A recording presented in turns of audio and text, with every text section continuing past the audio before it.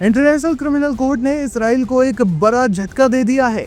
ICC के appeal chamber ने सोमवार को इसराइल की उस कानूनी याचिका को खारिज कर दिया जिसमें उसने गजा पट्टी में फिलिस्तीनी लोगों के खिलाफ युद्ध अपराधों की चल रही जांच को रोकने की मांग की थी। इस फैसले को इसराइल के लिए एक महत्वपूर्ण कानूनी और राजनयिक हार के रूप में देखा जा रहा है, जबकि आईसीसी के अभियोजक को अपनी जांच आगे बढ़ाने की खुली अनुमति मिल गई है। आईसीसी के 5 जजों के अपील्स चैम्बर ने निचली अदालत, जिसे प्री ट्रायल चैम्बर कहा जाता है, उसके उस फैसले को पलटने से इनकार कर दिया जिसने अभियोजक करीम खान को 7 अक्टूबर 2023 को दक्षिणी इसराइल पर हमास के हमले के बाद गजा में इसराइल की जवाबी सैन्य कार्रवाई से संबंधित कथित अपराधों की जांच करने की इजाजत दी थी।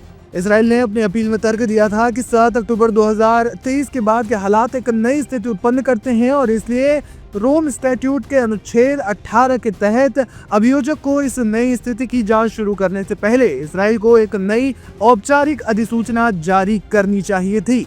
इसराइल का मानना था कि नई अधिसूचना के बिना जांच अवैध है। चैम्बर ने इसराइल के इस तर्क को सिरे से खारिज कर दिया। जजों ने अपने फैसले में स्पष्ट किया कि आईसीसी की मूल जांच जो 2021 में शुरू हुई थी और 13 जून 2014 से आगे हुए कथित अपराधों को कवर करती है, उसको अपने दायरे में 7 अक्टूबर के बाद के संघर्ष को भी शामिल करती है। इसलिए किसी भी नई अधिसूचना की आवश्यकता नहीं है और जांच बिना किसी बाधा के जारी रहेगी।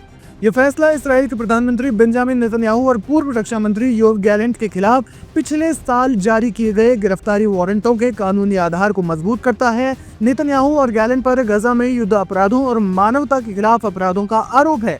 इस फैसले के बाद आईसीसी के 124 सदस्य देशों में नेतन्याहू और गैलेंट की अंतर्राष्ट्रीय यात्रा जोखिम भरी हो जाएगी, क्योंकि सदस्य देश सैद्धांतिक रूप में वारंट वाले व्यक्तियों को गिरफ्तार करने के लिए बाध्य हैं। इसराइल ने किया फैसले का विरोध। इजरायली अधिकारियों ने इस फैसले पर कड़ी प्रतिक्रिया व्यक्त की है। इजराइल के विदेश मंत्रालय ने बयान जारी कर इसे अंतर्राष्ट्रीय कानून के वेश में राजनीति करार दिया है और एक बार फिर आईसीसी के अधिकार क्षेत्र को मानने से इनकार कर दिया।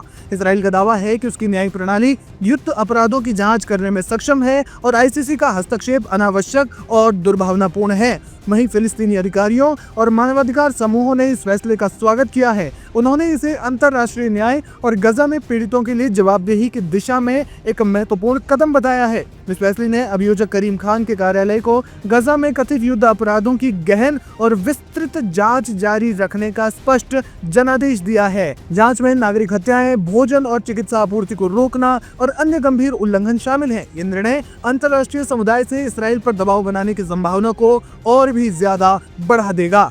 कुल मिलाकर इसराइल के प्रधानमंत्री बेंजामिन नेतन्याहू और पूर्व रक्षा मंत्री योव गैलेंट की मुश्किलें बढ़ जाएंगी।